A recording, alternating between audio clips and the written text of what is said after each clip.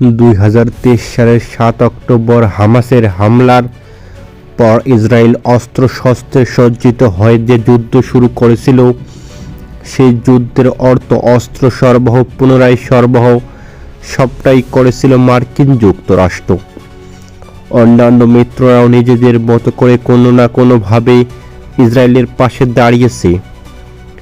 এদিকে হামাসের হামলায় যে 1200 জনকে হত্যা করা হয়, যাদের বেশিরভাগ ইসরায়েলের বেসামরিক নাগরিক ছিলেন, এবং 251 জনকে গাজায় জিম্মি করার পর ইসরায়েলি তরফে নেওয়া পদক্ষেপের প্রতি সহানুভূতি ও একাত্মতা প্রকাশ করেছিল মিত্র দেশগুলো। কিন্তু এখন মনে হচ্ছে ইসরায়েল সেই সমর্থন হারিয়ে ফেলেছে। অন্তত ফ্রান্স, যুক্তরাজ্য ও কানাডার কথা মাথায় রাখলে বিষয়টি তাই দাঁড়াচ্ছে। গাজায় ইসরায়েল যেভাবে যুদ্ধ চালাচ্ছে তার তীব্র নিন্দা করেছে এই 3 দেশ।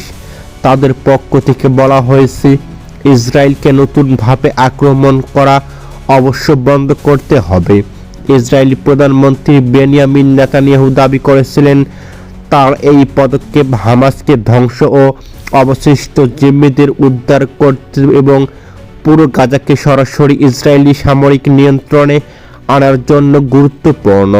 তিনি দেশের বিবৃতি প্রধানমন্ত্রী নেতানিয়াহুর সেই যুক্তিকে খারিজ করার পাশাপাশি যুদ্ধবিরতি আহ্বান জানানো হয়েছে। একই সঙ্গে ওই 3 দেশের সরকার বলেছে, তারা গাজায় ইসরায়েলি সামরিক অভিযান সম্প্রসারণের তীব্র বিরোধিতা করে।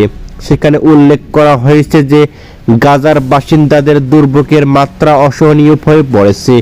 দেশগুলোর তরফে অবশিষ্ট জিম্মিদের মুক্তির আহ্বান জানানো হয়েছে।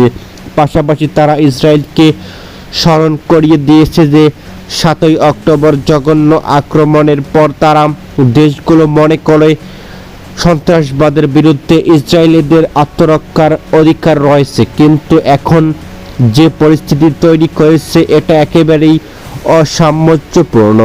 প্রধানমন্ত্রী নেতানিয়াহু গাজায় ন্যূনতম খাবার প্রবেশের অনুমতি দেওয়ার যে সিদ্ধান্ত নিয়েছে তা সেখানকার মানুষদের জন্য সম্পূর্ণ অপর্যাপ্ত বলেও বিবৃতিতে উল্লেখ করা হয়েছে। বেনিয়ামিন নেতানিয়াহু পাল্টা প্রতিক্রিয়া জানিয়ে বলেছেন, লন্ডন, অটোরা এবং প্যারিসের নেতারা 7 অক্টোবর ইসরায়েলে গণহত্যা হামলার জন্য ব্যাপক পুরস্কার জিতছেন এবং এই জাতীয় নৃশংসতাকে আরও আমন্ত্রণ জানাচ্ছেন।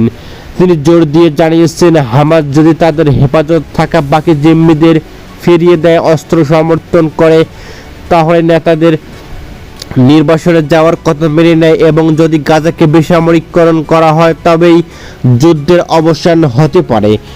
তিনি বলেছেন, কোনো দেশেই এর চেয়ে কম কিছুতে সম্মত হবে বলে আশা করা যায় না এবং ইসরায়েলও মানবে না।